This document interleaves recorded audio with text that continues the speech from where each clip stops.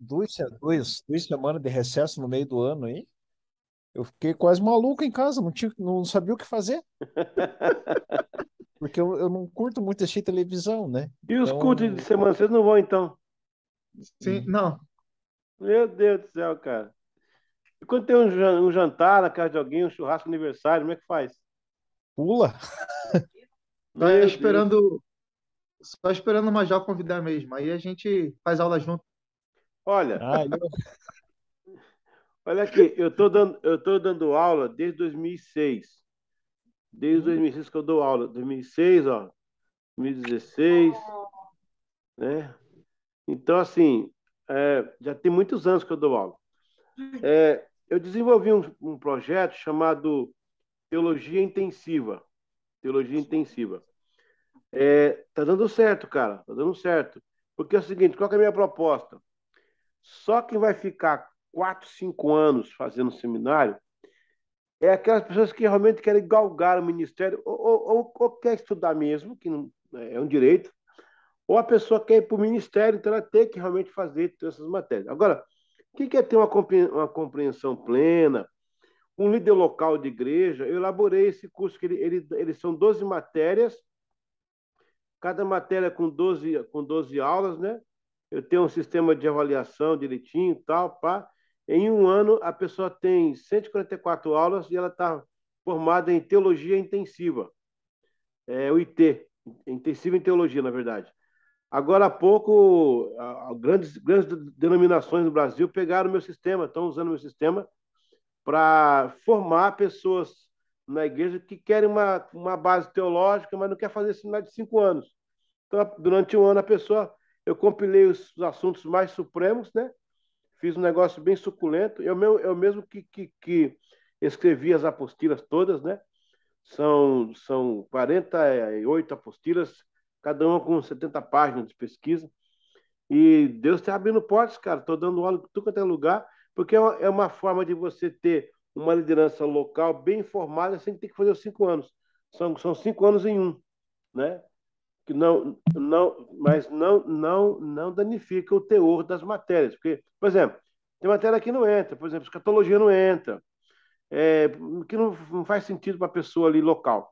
É mais um preparo. Ele tem teologia, ela é dividida em três troncos, né? Teologia, historicidade e eclesiologia. Entendeu? Rapaz, está sendo um sucesso. E a turma está copiando esse meu método aí. Deixa eu copiar, fazer o quê, né? Mas foi uma solução, porque assim, ó, eu estou dando aula há quase 30 anos e eu sempre vi uma turma começar com 40 e terminar com 2. Começa com 30 e termina com 4, cara. Por quê? Porque nunca vai funcionar. Só vai ficar quem quer realmente. Agora, você pode trazer uma proposta de um ano bem dado. Você faz num ano, você faz uma cosmovisão, entendeu? Aí é legal. Olha, deu certinho, graças a Deus. Vamos lá, então? Nós acabamos de sair da Inquisição, vamos dar uma voltinha lá no passado. Eu fui direto para o século XIII, a gente vai voltar agora para o século II até o século VIII. E nós vamos fazendo uma comparação aí para dar uma compreensão melhor. Nós vamos agora trabalhar os pais apostólicos, né? A gente deu só lá atrás uma pensada, falamos alguma coisa, mas hoje a gente vai agora estudar em loco, né? Esses pais apostólicos. Eu mandei vocês aí essa apostila, apostila não, esse MAS, o período patrístico, né? Os pais da igreja. Período patrístico, os pais da igreja, ok? Todo mundo está com ele aí? Consegue ver na tela? Muito bem. Eu não sei, parece que o David fez o curso de filosofia, David, você fez? É,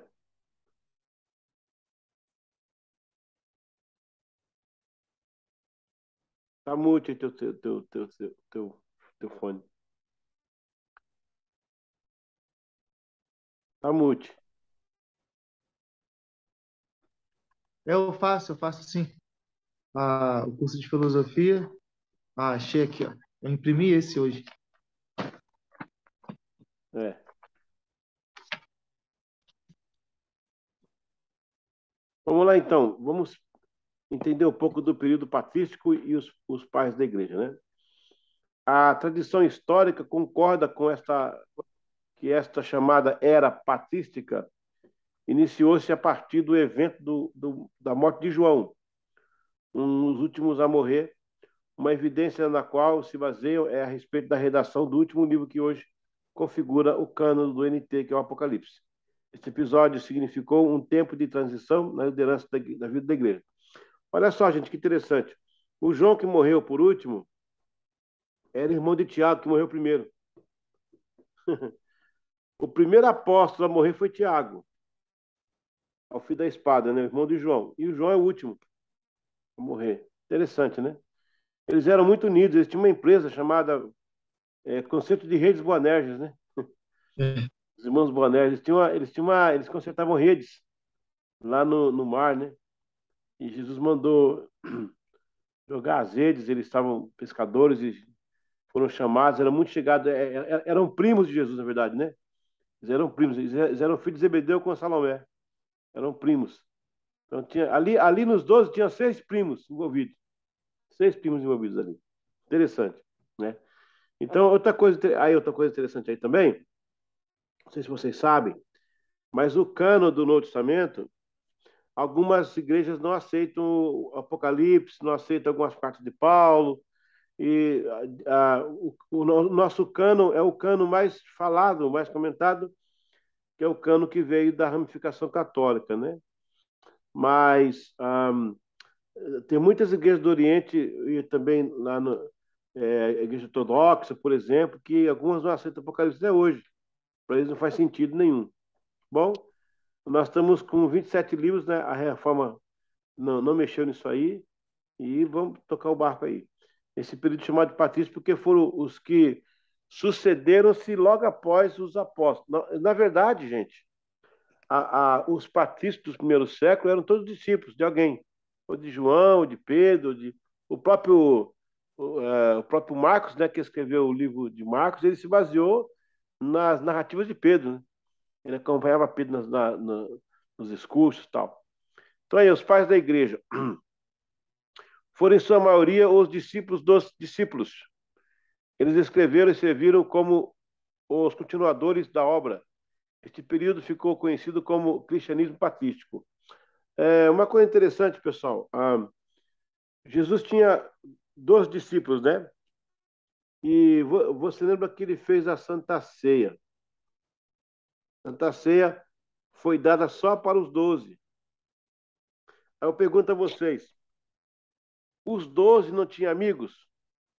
Os 12 tinham... Será que eles tinham amigos ou não? Tinham. E esses amigos ficavam pensando, cara, não posso entrar não, não, a festa é particular e o negócio aí, a festa vai ser só a gente mesmo. Aí eu pergunto a vocês, no tempo de Jesus, na altura da Santa Ceia, que já era a crucificação, será que não tinha mais crentes fora os discípulos? Mais discípulos?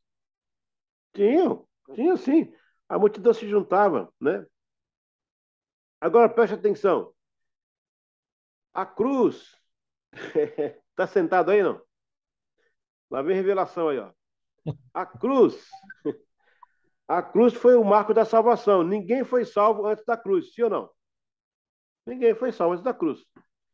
Jesus caminhou 3 anos com 12 homens não salvos. Alguém prestou atenção nisso? Não. Ou passou batido? Igual o ônibus às 6, lotado.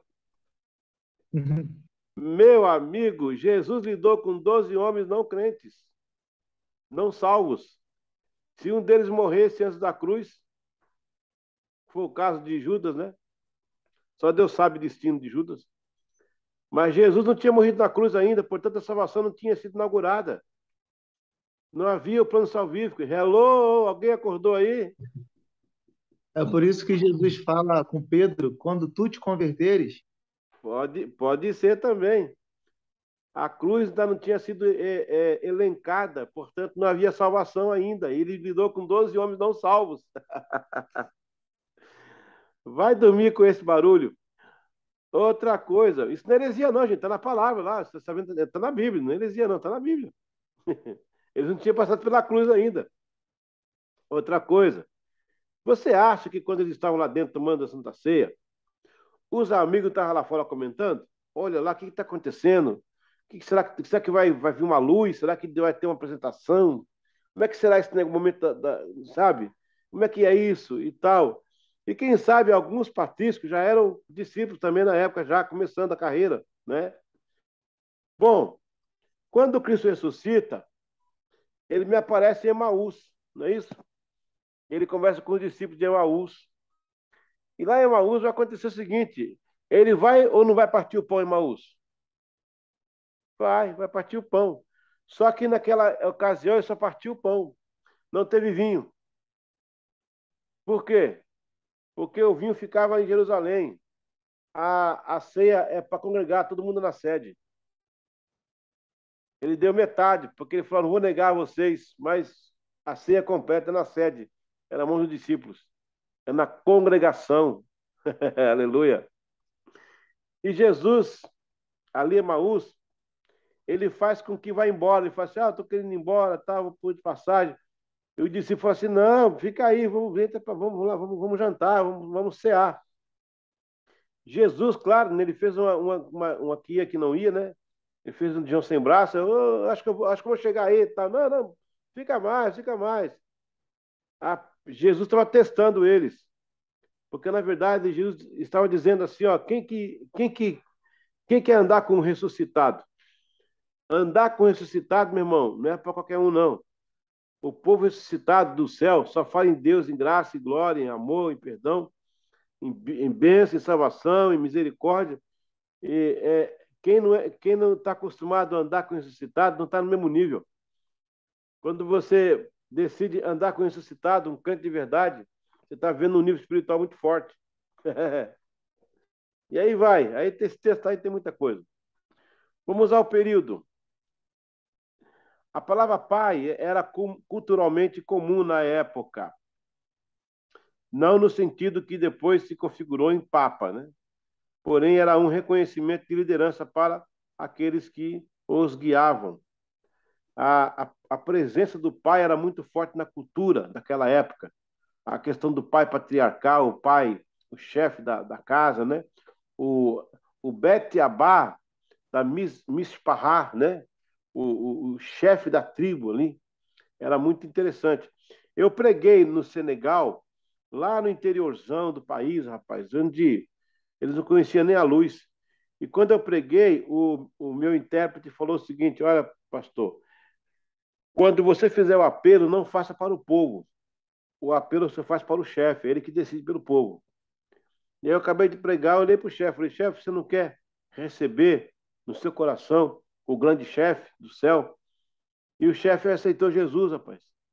Ele aceitou Jesus e depois virou e falou assim: chefe crente, agora a tribo crente também. Aí 100% vieram à frente no altar, recebendo a Jesus. Olha que é a presença de um pai, né? De um chefe de tribo. Era mais ou menos nesse nível que estava aí aquele povo naquela época. Aí vem os presbíteros, embora fosse uma palavra importada do grego, presbítero era quem presidia, e por isso o nome vai ser reconhecido como liderança, assim como ancião e bispo. Bom, isso aqui eu já falei na outra aula, né? Já tratamos, não vou entrar. As categorias. Os pais da igreja são classificados em três categorias principais: pais apostólicos, apologistas e teólogos. Ainda há outras classificações dos pais da igreja, como pais gregos, pais latinos, pais do deserto, e aí vai. Então, o entendimento sobre os patrísticos é muito mais amplo. Vamos então ver quem são os pais apostólicos, tá? Gente, vocês estão recebendo material filé mignon, para você dar uma aula de escola dominical, você dá uma aula para obreiros aí, ó, tá? É só pegar, colocar na tela isso aí e mandar bala. Os pais apostólicos. Os pais apostólicos. O primeiro grupo de pais foi reconhecido pela tradição como pais apostólicos. Sua liderança esteve entre os anos 95 e 150 depois de Cristo. Inclusive, de alguma forma, esses indivíduos tiveram um contato próximo com os apóstolos. A maioria deles, inclusive no primeiro século, né, tive, com certeza. Eles tiveram cultos, rapaz, que não foram descritos na Bíblia. Eles viram coisas que não foi escrito na Bíblia. Conversou com o apóstolo. Você imagine você sentar debaixo de uma árvore, bater um papo com Pedro, bater um papo com João, bater um papo com o apóstolo Paulo. Olha que maravilha. Bom, foram vários pais apostólicos, né? Mas vamos destacar pelo menos três, de um significado enorme para a igreja, né? O Clemente, que nasceu em 85 e morreu em 97, foi bispo de Roma, que é o Clemente de Roma, né? Não confundir com o Clemente de Alexandria, que é outro, né? Clemente de Roma foi autor de uma carta dura à igreja de Corinto. Olha só, a igreja de Corinto era um problema, né, cara? O apóstolo Paulo já tinha feito umas. Olha, o apóstolo Paulo falava assim, ó, seus carnais, né? Chamava de carnais. Meu Deus, que igrejinha bagunçada aí, ó. Aí tá, ele foi autor de uma carta dura à igreja de Corinto, que incrivelmente tratou de assuntos de divisões e dissensões já iniciados pelo apóstolo Paulo. Olha aí. Mostra que a igreja de Corinto tinha problemas sérios. Até Paulo já tinha falado, o Clemente continuou falando, né? Aí temos o Inácio. Não confundir com o Inácio de Loyola, gente. Esse é o Inácio de Antioquia. Esse é o Inácio, pai da igreja. O Inácio de Loyola, ele é o fundador da Companhia de Jesus, que são jesuítas, no Concílio de Trento, de 1545. Então, não confundir o Inácio de Loyola. Esse aqui é o Inácio de Antioquia. Bispo da igreja de Antioquia, na Síria, segundo a tradição, recebeu imposição das mãos de Pedro. Muito lutou contra o gnosticismo e ele foi o primeiro a usar o termo Igreja Católica em sua epístola aos Esminiotas. Ele foi mandar uma carta para a igreja de Esmina e ele mencionou: fiquem firmes, obedeçam os seus pastores, obedeçam os seus apóstolos, vocês são a igreja católica, a igreja universal. E aí depois o nome ficou, né? Que até hoje usa, Igreja Católica Apostólica Romana. Tá aí. Foi o Inácio que deu esse nome, né? Quer dizer, não deu o nome da denominação. Eles começaram a usar com frequência e aí o nome pegou, né? O Policarpo é outro abençoado, é um testemunho maravilhoso. Bispo de Esmina. Eu fui a Esmina, Major, mas eu não consegui chegar lá no local onde ele morava, porque ainda tinha minas de uma guerra, que teve uma guerra lá, e tinha algumas minas ainda ativadas. E o governo já gastou 8 anos para tentar desarmar essas minas, eles vão detectando, vão desarmando. Nisso morre soldado até. Então, os turistas não podem chegar em certos locais, porque o governo já disse que tem minas ali. Quando eu cheguei lá perto, né? O bispo de Esmina, Policarpo, foi discípulo de João. Ele escreveu uma importante carta à igreja de Filipos, na primeira década do século II depois de Cristo. Em seu martírio, em 155, quando foi queimado, preso a uma estaca, enquanto declarava através dos louvores que Jesus Cristo era seu Senhor e Salvador. Policarpo morreu cantando, assim como morreu John Hus. John Hus, enquanto estava amarrado na fogueira em Constância, na Alemanha, ele cantava o hino: Jesus, filho de Davi, tem compaixão de mim. E Policarpo também. O Policarpo ele foi colocado, ele foi amarrado para ser queimado e não queimou, né? Não queimou. Ele sobreviveu a esse martírio aí. Mas depois ele morreu, né? E algumas fontes dizem que ele foi crivado, outros dizem que os animais, né, o comeram. Eu fico com a tese dos animais, porque tem muito mais fontes que falam sobre isso. E Policarpo, quando estava para morrer, o Procópio de Roma tinha sido amigo dele da escola grega, né? Falou, mas o Policarpo, nega esse Deus e para com isso, rapaz, nega esse Jesus Cristo, vai viver. E Policarpo dá aquela famosa frase, né? Há 85 anos eu o sirvo e nunca me decepcionou. Não vai ser agora que eu vou decepcioná-lo. E ele olhou para os tigres famintos e disse: Ô bendita cruz, quanto tempo eu esperei por ti. Que fé inabalável, né? Quando o Policarpo foi preso na casa dele lá em Esmirna, que é uma cidade da Turquia, ele pediu para os soldados, quando os soldados encontraram, né? A acusação é que ele pregava um Deus, é, um rei maior que o César. Claro que ele falava de Jesus, né? Que era o rei dos reis. Então a acusação era essa. Quando ele chegou, David, para ser preso, os soldados que vieram prendê-lo, ele falou o seguinte: Olha, eu vou preso, mas me dá um tempo que eu preciso orar, quero fazer uma última oração na minha casa paroquial aqui. E enquanto ele orava, os soldados foram tomados pelo amor de Deus, começaram a chorar.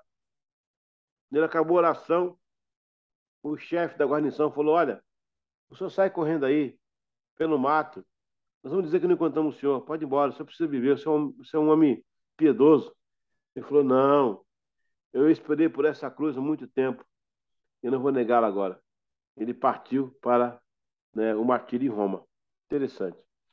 Os pais apostólicos, vivendo o calor de ser igreja, a comunhão do Espírito Santo, se ocuparam em cartas mais devocionais que ensinos de cunho teológico. Paulo havia feito um lindo trabalho desta envergadura.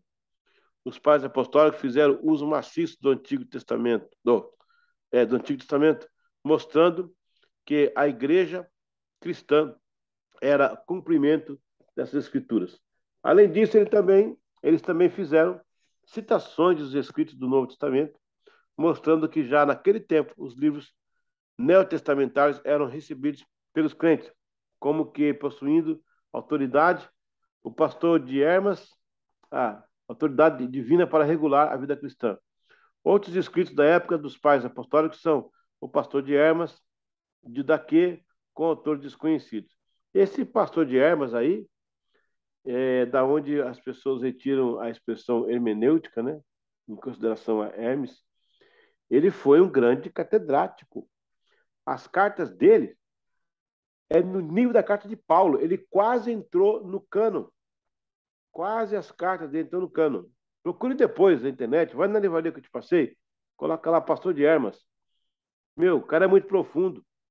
Ele tem revelação igual o apóstolo Paulo, né? Foi tremendo esse homem aí. Tem uma, uma contribuição muito forte para o Evangelho.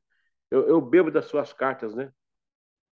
Ele fala que Jesus Cristo não salva o homem pelo pecado que ele cometeu, mas salva por causa do futuro que ele vai ter. Quando Deus me olha, não me salva com base no meu passado, mas me salva com base no meu presente. Ele diz que o conceito do antes é só usado por Deus na criação. Não, se eu começar aqui, a gente vai viajar e ninguém vai conseguir entender nada. Mas ele é fantástico, ele é muito profundo. O pastor de Hermas, né? O pastor Hermas, né? O pastor de Hermas. Ah, sim, vamos agora os pais apologistas. Então, eu falei dos pais apostólicos, né? Qual que era a característica fundamental deles? Era cuidar da doutrina e da devoção. Eles tinham mais essa preocupação. Vocês lembram lá, em Atos 6, versículo 2, que os apóstolos falam assim, ó, não é razoável que nós deixemos a palavra de Deus para servir as mesas. Vamos eleger, pois, homens que possam servir as mesas. Então, já viram que a preocupação ó, olha que interessante, hein? Não é razoável que deixemos a palavra de Deus para servir as mesas. Então, ele já tinha uma consciência, né, dessa profunda devoção aí que dedicaram à igreja. Vamos aí aos pais apologistas. Alguém quer comentar uma coisa aí dos pais apostólicos? Quer perguntar uma coisa? Não? Tudo certo? Amém. Sexta-feira, vocês estão meio devagar aí, né? Eu tô aqui todo vapor, cara. Tô firme. Ok. Os pais apologistas. Os apologistas, assim, eram considerados por terem enfrentado os maiores ataques teológicos no início da jornada. Foi uma época em que os princípios bíblicos foram atacados para mesclar-se com as nuances filosóficas gregas, tentando nivelar o evangelho à filosofia. Esses pais enfrentaram com fervor esta época. Eram ofensas externas, tais como o gnosticismo, o maniqueísmo, o neoplatonismo, o marcionismo, o ebionismo, o montanismo, e aí os ismos que não param, né? O docetismo, e aí vai. Esses pais apologistas, eles tiveram uma ação mais ofensiva. Não ficaram só guardados com a teologia. Eles partiram para cima usando a própria filosofia para desmascarar a filosofia. Por isso que são chamados de pais apologistas, né? Justino Mártir, ele é famoso também. Ele é muito conhecido. Justino Mártir, assim conhecido pelo martírio sofrido em Roma diante de sua inabalável fé cristã. Um homem muito dedicado, um dos mais veementes pais apostólicos, ao dizer que a verdade tão buscada pelos gregos só se encontrava nas Escrituras e em Cristo Jesus. Então ele quis mexer mesmo, né? Seu tema era: a Bíblia possui superioridade sobre qualquer filosofia, sendo mais profunda e elaborada. As Escrituras vencem-nas. Olha que declaração para a época. Ele pediu para ser perseguido, né? Porque ele, olha, vou dar um aplauso para quando chegar no céu para Justino Mártir. E Irineu de Lyon, esse aí também eu quero conhecer na glória. Esse aí peitou o Marcião, que inventou um monte de heresia no começo da igreja. Ele foi bispo em Lyon, França, e um gigante que impediu com que o gnosticismo viesse prejudicar o caminho da salvação entre os irmãos da igreja primitiva. Sua, sua obra mais conhecida foi Contra as Heresias, a diversos hereses, no ano 180 depois de Cristo, né? Como um dos primeiros grandes teólogos cristãos, ele enfatizava os elementos da igreja, especialmente o episcopado, as escrituras e a tradição. O Irineu de Lyon foi um bispo lá na região da França e ele muito peitou lá o Marcião quando o Marcião fez aquele cano pela metade e tirou as cartas, né? Da maioria, só ficou com a carta de Paulo e dizia que Deus do Antigo Testamento era um carrasco, era um Deus nefasto, que o do Novo Testamento era outro Deus, esse era de amor. Ele falava isso. Então ele colocava dessa forma. Eu já falei na outra aula, foi ele quem colocou o nome de Velho Testamento. A palavra Velho Testamento é pejorativa. Foi ele que colocou para zombar mesmo. Por isso evite falar Velho Testamento. Fale Antiga Aliança, Antigo Testamento é melhor, né? E agora o Orígenes também, que é outra figura muito conhecida no período patrístico, né? Era de Alexandria, mas viveu em Cesareia. Além de um grande escritor e teólogo, contribui muito para as versões e traduções ao idealizar uma ferramenta maravilhosa chamada de Hexapla. Hexapla, né? Hexapla. Basicamente era uma versão do Antigo Testamento que trazia o texto hebraico acompanhado de sua transliteração em caracteres gregos e mais 4 traduções gregas. Orígenes também foi severamente perseguido por causa da sua fé. Meu, esse cara nessa época já tinha um tradutor bilíngue aí, ó. Já tinha o Google Tradutor, né? Aí, ó. Ele fazia questão de fazer essa comparação e tecer em vários idiomas, né? O Evangelho de Jesus Cristo. Foi um grande teólogo, um homem, sim, fantástico também como pai apostólico, pai apologista, né? Desta forma, na medida em que os primeiros pais da igreja, os apostólicos, cuidavam dos materiais didáticos embasados na vida cristã, espiritual e devocional, os apologistas criaram e elencaram materiais para preparar os cristãos ao embate da defesa da fé. O período dos apologistas, como pais da igreja, durou entre 150 a 300 anos, né? Então foi aí 150 anos de militância deles para combater toda forma de ataque, né, ao evangelho. Por isso são pais apologistas, né, que vem de Apolo, que defendia, né, e criava suas teses. Esses pais, não, os pais, os pais apostólicos cuidavam da parte mais espiritual e devocional. Esses pais aqui, eles cuidavam mais da defesa da igreja, né? Apesar que a igreja precisa de defesa, mas eles precisavam defender o evangelho naquela época. Aí nós temos os pais teólogos. Veja bem, peraí, como é que é isso, os pais teólogos? Então, os apologistas também eram chamados de pais polêmicos, né? Os polemistas também, porque eles usavam a própria filosofia para combater, né, o seu mal.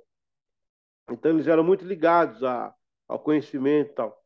Agora os pais teólogos eles só ficaram realmente dentro da Bíblia. Eles foram igual os bereanos. Lembra dos bereanos, né, que conferia? Tipo os maçoréticos. Os maçoréticos, no segundo século depois de Cristo, eles eram aqueles que conferiam cada cópia, né?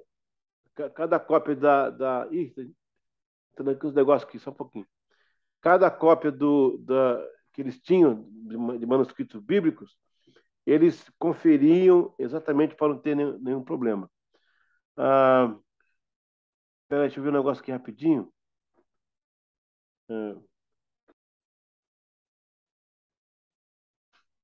Os pais teólogos, vou chamar aqui em cima para um pouquinho. Vou voltar aqui.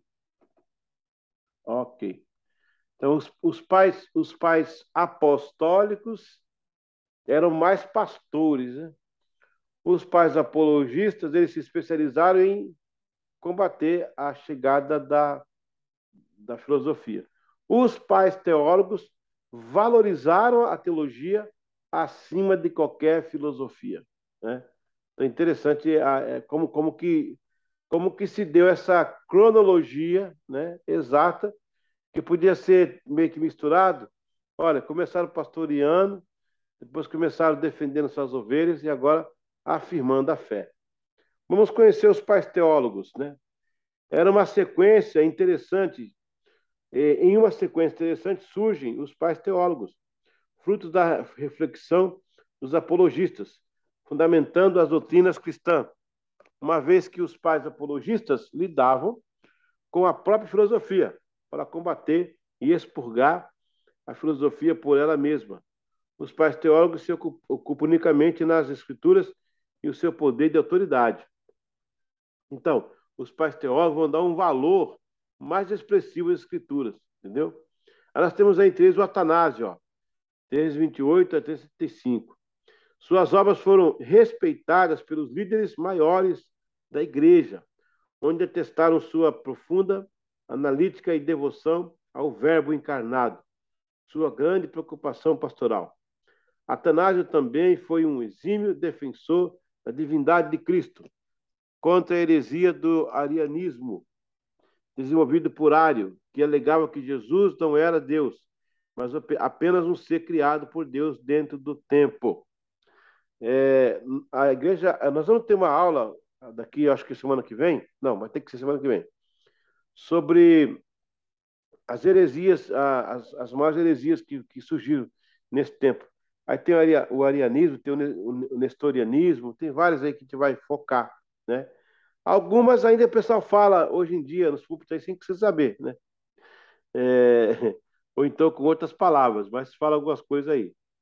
Mas, na verdade, o poder teológico deles era tão forte que conseguiu derrubar essas heresias que vieram contra a igreja. Tem também os pais capadócios, né?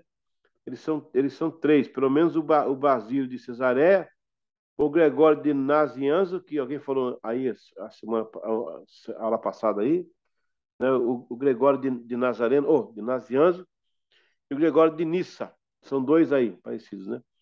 Eles evocaram a doutrina da santidade,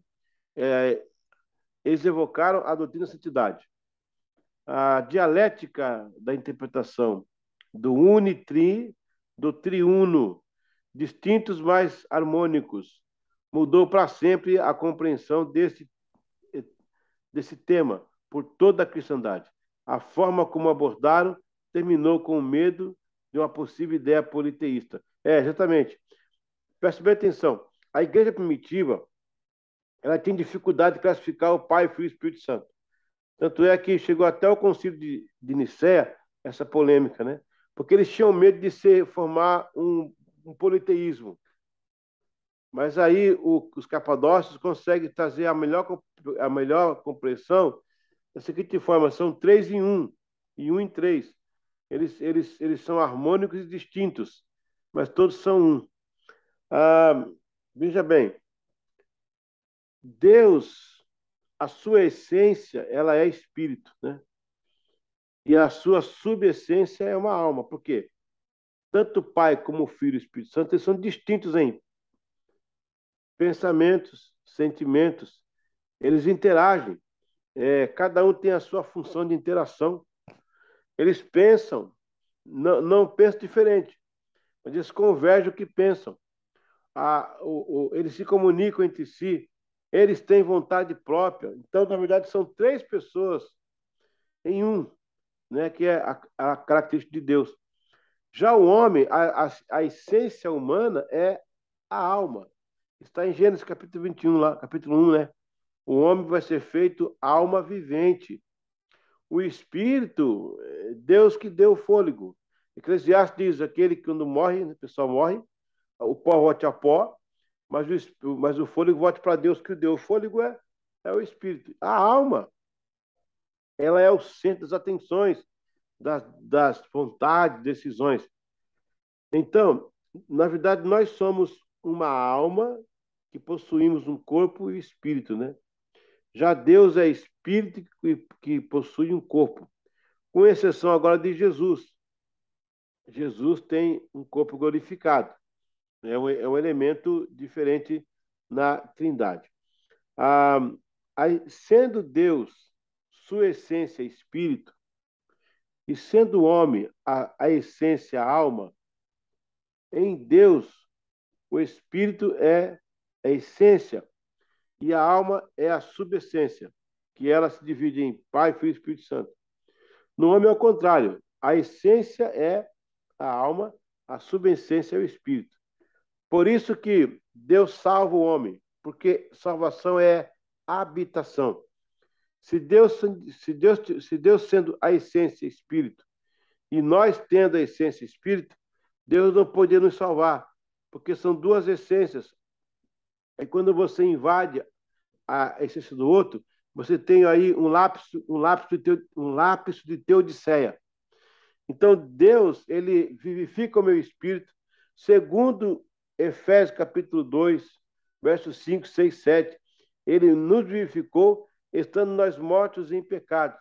Então, a alma, que é a essência, abre a porta para o Espírito de Deus entrar e tocar o homem e fazê-lo se converter.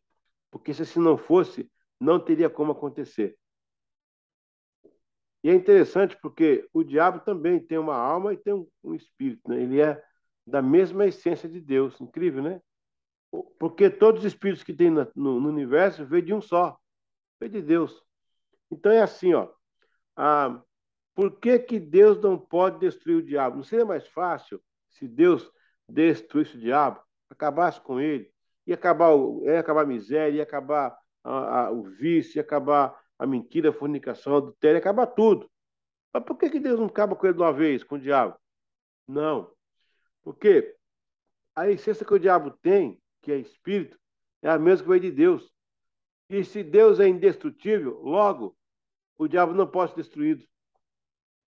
Porque se ele for destruído, ele é destrutível. E se ele é uma essência vindo de Deus, vai dizer que Deus também é destrutível. Então Deus não pode ser. Então ele vai ter que ficar vivo. Ele vai ter que assistir de camarote a vitória da igreja. Ele vai ter que assistir os crentes chegando no céu, sendo devoltos pelo manto sagrado, o sangue de Jesus. Eles vão ter que assistir a vitória do povo de Deus que ele tanto perseguiu, que ele tanto quis arruinar. Glória a Deus, né?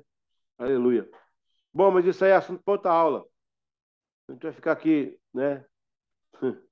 Glória a Deus. E vem o Agostinho de Hipona. Não confundir com Agostinho da Cantuária, aqui da Inglaterra. Ele é famoso também, igual Agostinho, mas não é o de Hipona. Deixa eu colocar aqui mais perto essa letra aqui, vai ficar melhor para que o Daniel e o David vejam melhor que estão usando óculos aí. Agostinho. Agostinho, antes de seu encontro com Deus, possuía um caráter devasso e vivia especulando o homem pela antropologia e era um amante do hedonismo. Porém, Deus ouviu as orações de sua mãe Mônica e alguns patrísticos foram instrumentos de Deus em sua vida. Agostinho teve um momento tão profundo com Deus após tantas lutas internas que o Espírito Santo o inspirou. Foi um dos maiores expoentes da teologia da salvação, inclusive o conceito de graça.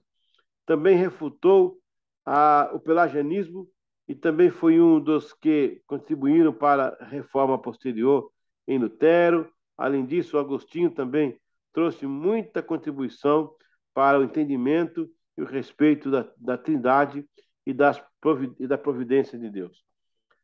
Agostinho foi muito conhecido, ele é advogado em Milão, e o Ambrósio, né, foi aquele que chegou perto dele, impôs as mãos e levou, praticamente conduziu ele a Cristo, né? Glória a Deus por isso. Deixa eu botar aqui a tela, para não ficar muito grande. Então, foi este grupo de pais da igreja, entre 300 a 600, os cristãos começaram a pensar teologicamente de forma mais sistematizada e uma análise teológica mais bem definida. Olha, pessoal, se você vasculhar a história, você vai encontrar muitos pais da igreja. Uma hora que eu não consigo explanar tudo, mas esses, pelo menos, são os mais destacados. São histórias mais vibrantes, né? São conquistas maiores. Então, são os pais apostólicos, né? Aqueles que zelavam pela a doutrina e pelo cuidado do rebanho. Os pais apologistas, aqueles que foram para cima dos polêmicos, né? E venceram pela graça de Deus. E os pais teólogos, que definiram, ó, veja o caso de Hipona, lá do Agostinho de Hipona, né? Ele trouxe aí tanta contribuição na área da salvação, mas só uma coisa que não ficou legal foi que ele acabou contribuindo com a predestinação, né? Com o calvinismo, né? Mas a gente vai tirar os espinhos do peixe e comer a carne que é mais gostosa, né? Glória a Deus. Então tá aí, esses grupos de pais. Você podia também classificá-los em pais, como é que chama? Pais gregos, pais latinos, pais romanos. Eu prefiro essa característica de nomenclatura por função, porque você junta os interesses. Eu tenho pais gregos que foram apologistas, que foram polemistas, que foram pastorais. Temos pais romanos que foram mais defensores do que pastores. Então, quando você classifica pais romanos, pais gregos, pais não sei o quê, você está só unindo por uma questão de étnica, mas não pela questão de assunto. Eu prefiro essa divisão aqui, que ela vai atingir o cerne da proposta dos pais, né? Os pais apostólicos eram mais pastores, os pais apologistas eram os que defendiam a fé, e os pais teólogos foram os que fundamentaram a doutrina da igreja, que se firmou em sua base mais nuclear, sua base mais profunda. Então, assim que a gente vê os pais da igreja, a era chamada patrística. Amém? Glória a Deus. E lá se foram 42 minutos. Já pensou? Vamos lá. Vamos abrir para os comentários, para você que tem alguma noção dos pais apostólicos ou alguma pergunta que você queira fazer. A gente está aqui disponível. Então, vamos lá. Você vai comentar a respeito do cuidado de Deus em cada fase, em cada período. A igreja estava passando por determinada fase ali, Deus ia lá e supria aquela necessidade, levantando homens que eram capazes de acordo com aquele vácuo ali. Interessante demais. Você vê que tem uma sequência lógica, né? Você imagina se começasse com os pais teólogos?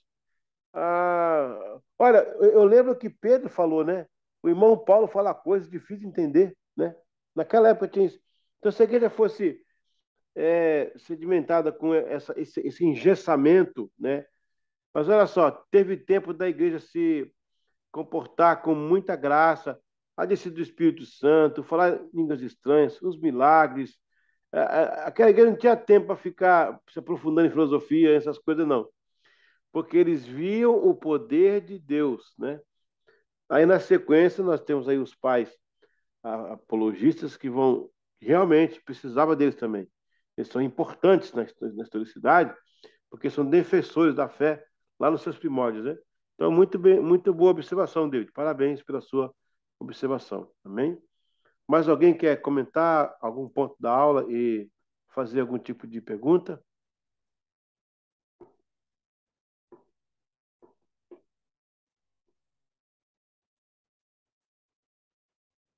Amém?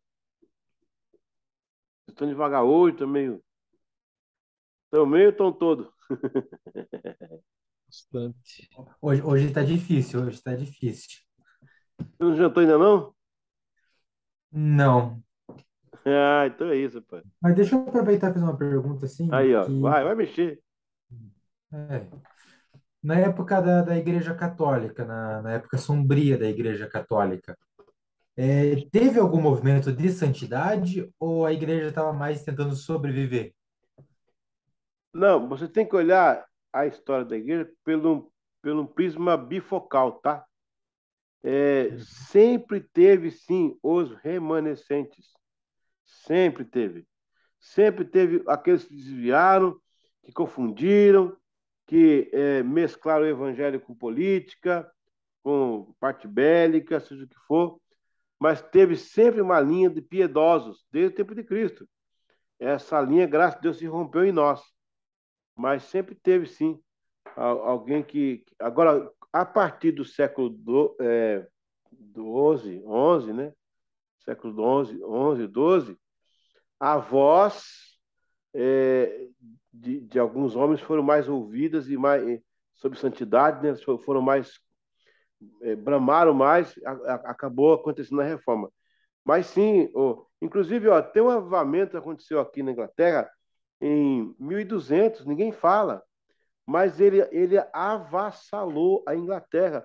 Os reis traziam os povos para se converter em massa ao cristianismo. Algo lindo, cara.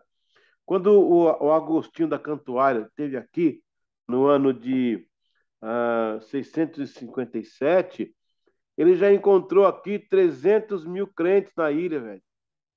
300 mil crentes, porque o Patrick, ele, com, ele foi preso depois de uma guerra aqui e foi levado para um navio. Lá no navio alguém evangelizou ele. Ele virou crente. Quando ele conseguiu escapar para o continente, ele se evangelizando. Ele batizou 120 mil pessoas. Mais ou menos o número de membros da Nazareno aí no Brasil. Em torno disso, né? 120 mil, 130 mil, ou 140 mil, sei lá. É por aí. Foi o que esse cara batizou, velho. Entendeu?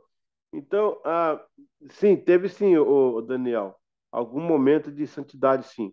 A palavra de santidade, o Holiness Movement, ele vai ser evidenciado mais a partir de 1885, quando na casa de Walter Palmer, Sarah Palmer, né, eles começam a reclamar que os metodistas estavam saindo fora do princípio original da fé, da teologia wesleyana.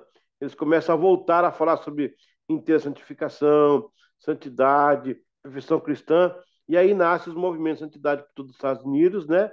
As uniões campais que vai dar o fruto aí da Nazareno ali com o Fabrício Breeze, né? Então, sempre teve sim, de certa forma, sempre Deus cultivou esses remanescentes. Entendi, entendi. Entendeu? Amém. Muito bem. Nós temos aí 3 minutinhos para dar mais uma pausa. O Major tomar um chocolate e ficar mais tranquilo. O Major chegou cheio de carinho aí, você viu? acho que foi o filho dele deu um beijo nele, depois acho que a esposa, não sei quem mais. Tá, o negócio tá tendo alguma coisa especial aí, no aniversário, sei lá. Amanhã é meu aniversário. Ah, pai, então tá todo mundo se preparando. Olha, Olha, vai ganhar presente amanhã, hein? Vai ganhar comemorar, o martelo do Thor. Aleluia. vai comemorar no pré-plenitude, hein? Que chique. Que bem, Honraria para poucos. amém. Pessoal, então vamos a mais uma pausa, tá? São 9h30, a gente volta daqui a pouco, se Deus quiser. Vamos tomar uma água aí, glória a Deus.